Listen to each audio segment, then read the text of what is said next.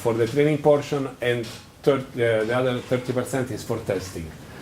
I'm getting decent results, but I'm not in production, so I will probably change this number. You generate the rec and LST files, and you move everything to an Amazon S3 bucket. You play with your hyperparameters. There are many, but these are the main one that you should start to play with. For instance, you can specify how many times the training algorithm will pass through your data set. The more times it passes, potentially the better it is. It depends on the algorithm. Maybe that the algorithm is wrong or is designed to do very few epochs, and if you add more epochs, you're just wasting money. So, read the documentation and try to understand if having 2, 3, or 5 epochs can make a difference. The image shape, it's another important hyperparameter. The number of layers. These are the number of hidden or inner layers of the your neural network, of your network. It's make a lot of difference, especially because the more layers you have, the more time you need to train. And remember, your bill is based on time. Train the model. It's very interesting, the architecture of SageMaker. SageMaker used Docker containers to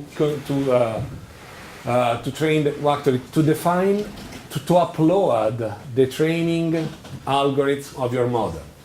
So every built-in algorithm is already a Docker image. If you want to create your own, you create your own Docker image and you upload the Docker image. This gives you a lot of flexibility. One important thing about this Docker container, smaller containers usually are more efficient. Why? Because start faster and cost less. You may be able to write also inference containers to play with your model, and the smaller they are, the more efficient they are. Remember, do small containers, but not packed. So it's every time you start with machine learning, the first whatever thing you do, also the first container you prepare, it's full of things that you may not need. So keep removing things that you discover that you don't need, and try to keep it small.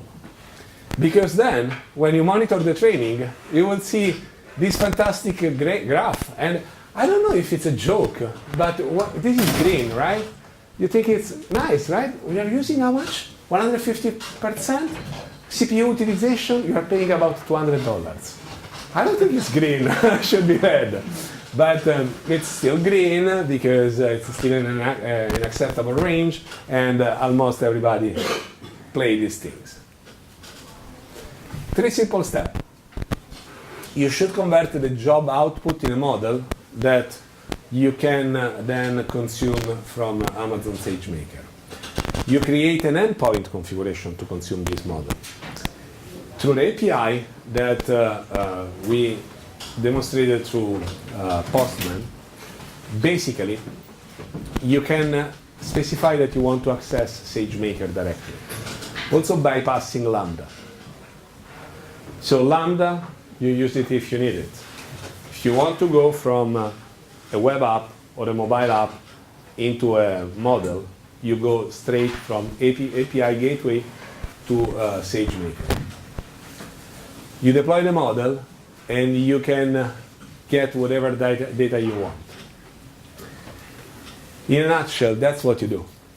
You have an API gateway, an optional Lambda, and you can talk with SageMaker. And obviously, it works also on mobile, so it's not just the web browser. Even better, that's what you usually do.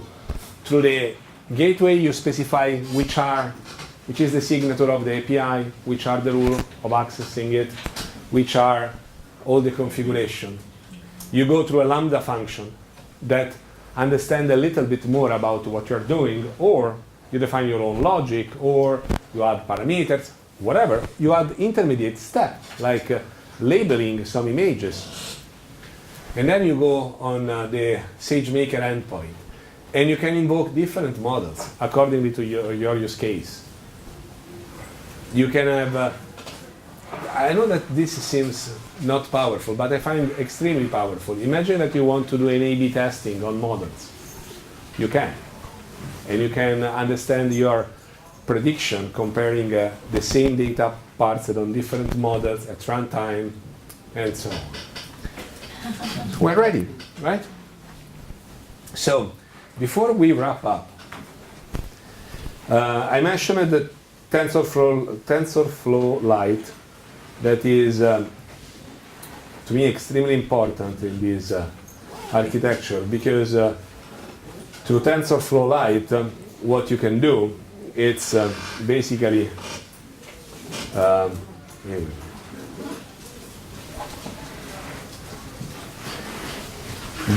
through TensorFlow Lite, you can distribute your model. Whatever model you create, you can distribute it into your mobile app. You don't want every time the app making a request. Why? Because there are several circumstances where you don't want to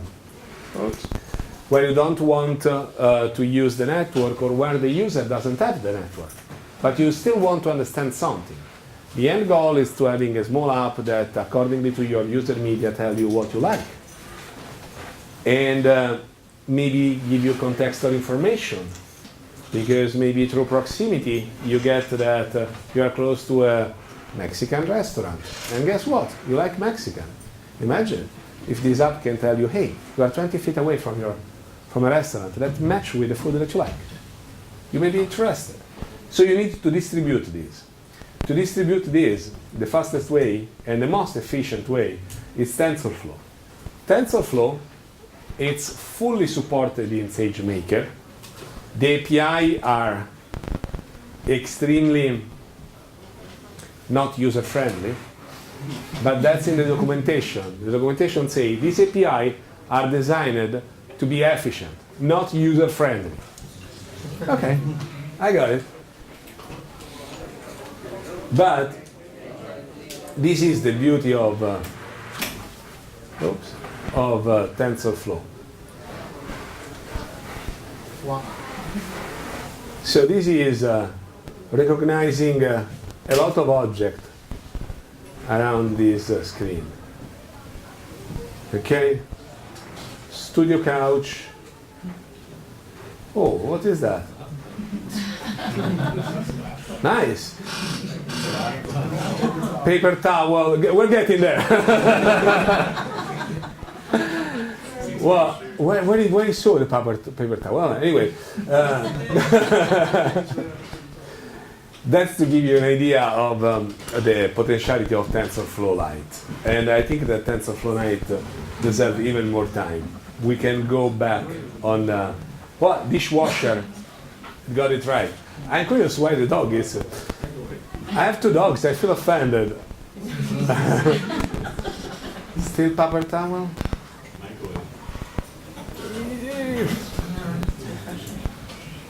Microwave. Oh, okay.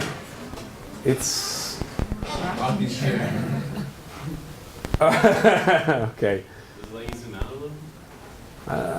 Bathtub, rocking chair. Well, anyway, so it's a dog. You can see it. You don't have to recognize it, right?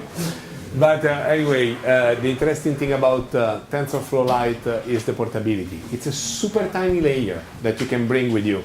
Then the size of the model depends on how big is the model. But you can also have you can download part of the model. You can download the model on demand. There are several strategies that you can implement, and it's all in C++. How many of you like C++? Okay. I'm hiding. I hate C++, but I use it every day. It's I think that it's less user-friendly, but you see the point. C++ it's fast, and if you want to work with iOS or an Android, it's absolutely easy. Android, you have the JNI layer that exposes to you the C++ functions, and iOS it's even easier because there is not this man in the middle. Let's try to ramp up. So, first thing first, what we discussed, a lot of things. How to get to the feed of the user's social media accounts. We tried with Twitter, we can try with whatever. By the way, this demo will be published online, so keep an eye on your email from the GDG Bronx. You can have access to all this source code, it's not rocket science. We learned the building blocks to define a model to predict food preferences. We can use Food 101, we can deploy on SageMaker, we can understand from these two tools what we can, what are the food preferences of a user. We know that to deploy a custom machine learning algorithm on distributed services, we need just a Docker image. And it's not so complicated. There are worse things in life. And we know how to start recognizing images on mobile devices. Slides again will be available. These are the links that I suggest to start with. Firebase, using the Twitter API, the AWS SDK in Android so that you can use Cognito, what is an error network, SageMaker TensorFlow SDK. There is a specific SDK for TensorFlow distributed by SageMaker. And now questions. Sure. I have a question. Say if I'm a guy who works in, I have my own company for facial detection. And I use one of TensorFlow standard models as a part of my business. Do I have to pay a fee for that? Or if I transfer, do they own that model? Or if I transfer from it, can they tell that I transferred some of their information